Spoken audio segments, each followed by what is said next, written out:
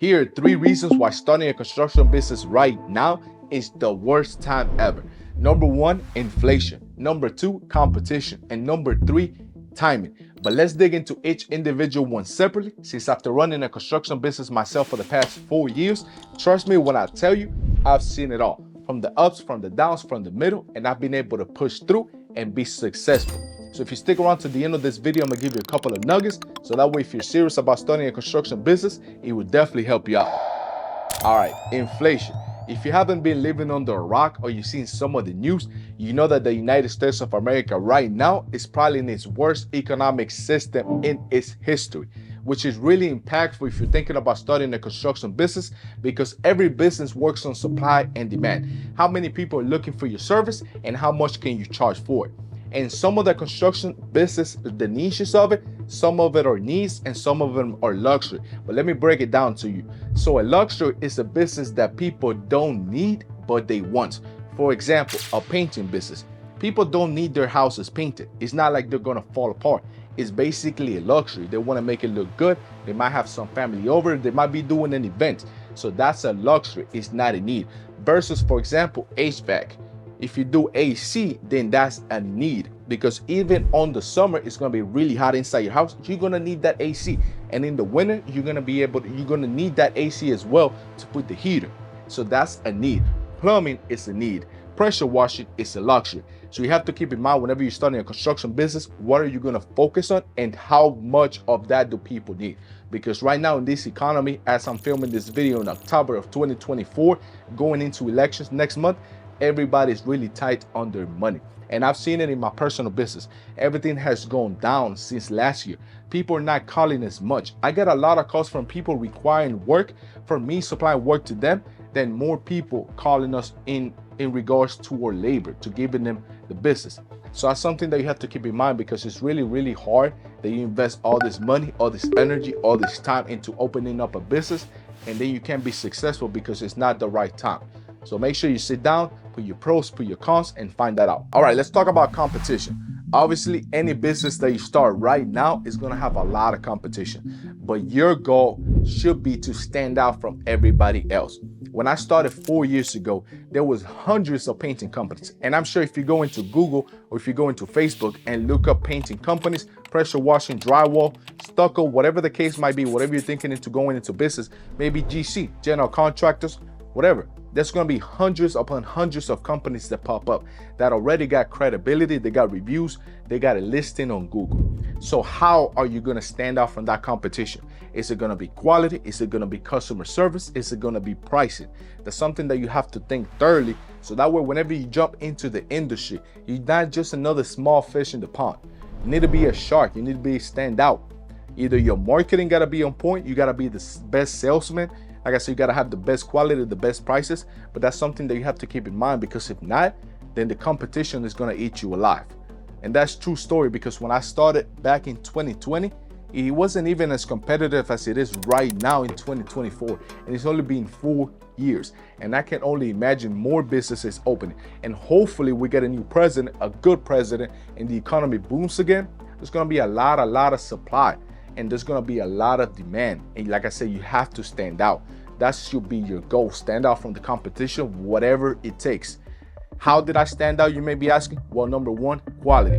My motto, what we go by in our company is quality is our priority.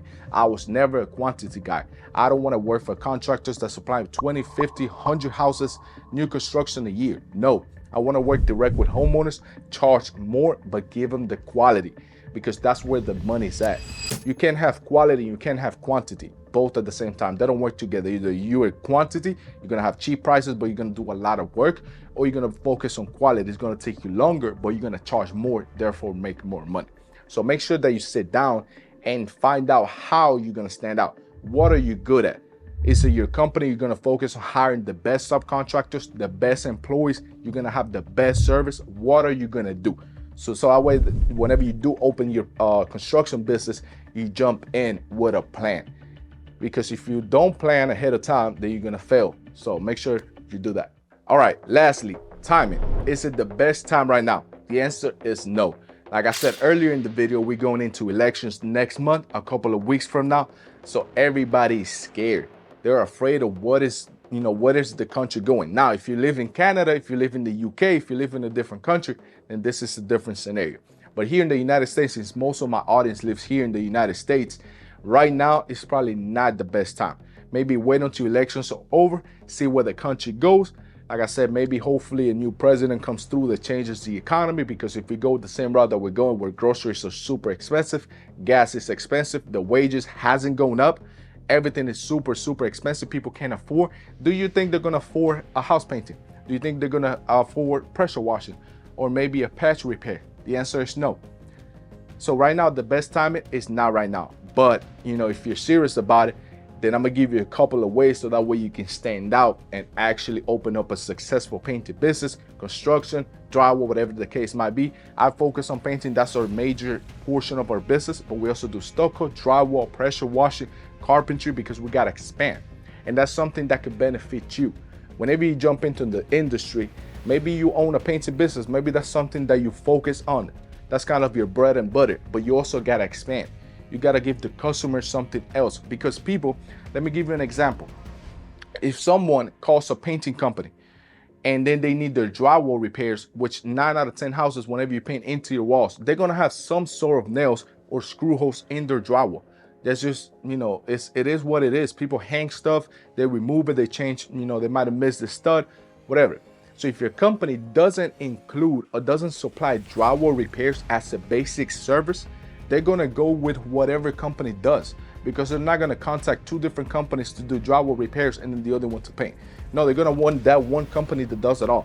So that way they only have to worry about dealing with one contractor.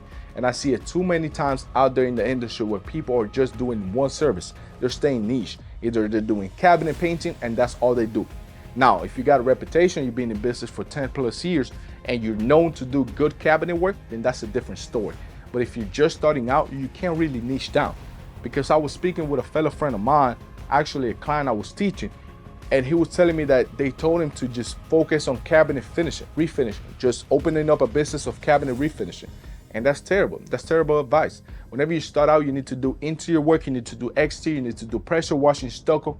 You need to expand as much as you can, so that way when that client calls you, you can't just tell him, hey, no, we don't do pressure washing. No. You have to tell them, hey, yeah, well, of course, we'll handle that. We'll do the pressure washing for you. We'll go ahead and do any carpentry repairs outside that you may need. If you got stucco patches, if you got cracks, we'll go ahead and repair everything for you while we're there. So that way that client, that homeowner know that they can contact you and they don't have to worry about anyone else. Now, number 2, second advice, marketing. If you don't have clients coming in, you can't sell. So people get this mistake. They're like, oh no, you got to be the best salesman. No, you don't. You have to be the best marketer, so that way you can attract a lot of clients, therefore you can sell to them. Because if you don't have clients, you can't make sales. So those are the 2 main components. Marketing number 1, sales number 2. Make sure that you're doing good before and after photos. Make sure that you're utilizing social media. We're in 2024, 21st century. If you're not utilizing social media to your advantage, to growing your painting business, your construction business, then you're missing out on a lot of money. I do Facebook ads myself, which I will link down below, so that way you can check it out for yourself, where we teach people how to make $500,000 in gross revenue. That's what we do. We're bringing over $500,000 a year in gross revenue from Facebook ads alone. And then now we started utilizing Instagram. I want to jump into Google ads as well. You need to utilize as much social media as you can. Where do people go to look for contractors? On Google. So what do you need to do? You need to make sure that you're getting a lot of 5-star reviews, that your website is on point. So that way, whenever people search, painters near me, contractors near me, your website, your company name is popping up in the first. Now, don't get me wrong, they're still gonna call maybe a couple more companies, but that's when your sales skill comes. But you're already getting your marketing, people are calling you. Make sure that your website looks professional. Make sure they got a settled Facebook page, an Instagram page. Make sure that you're utilizing Nextdoor, business cards, that you're networking whenever you go around, maybe at a gas station. Especially whenever you're first starting out, you need to be hungry. You need to be a wolf in the wild. If not, they're gonna eat you.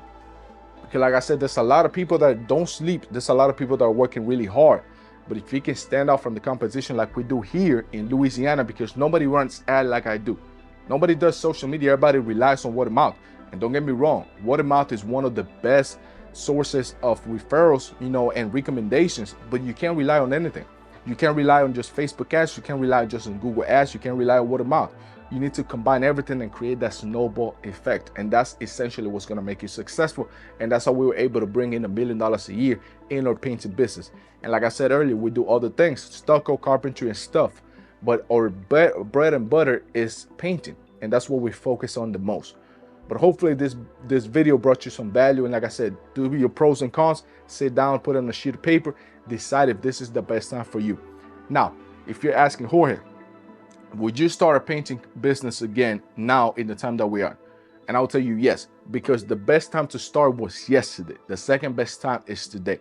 Now, I made this 3 cons because that's something that you have to keep in mind right now at this point. But I started back in COVID, man. I started in the middle of COVID, September 2020. You know, it wasn't the best time. It was probably worse than what we are right now. And thank God, everything worked out. Why? Because I was resilient. I pushed through it. I made it work. And that's essentially what you got to do. But if you found some value out of this video, check this one next and make sure to like the page, follow us, and I'll see you all around.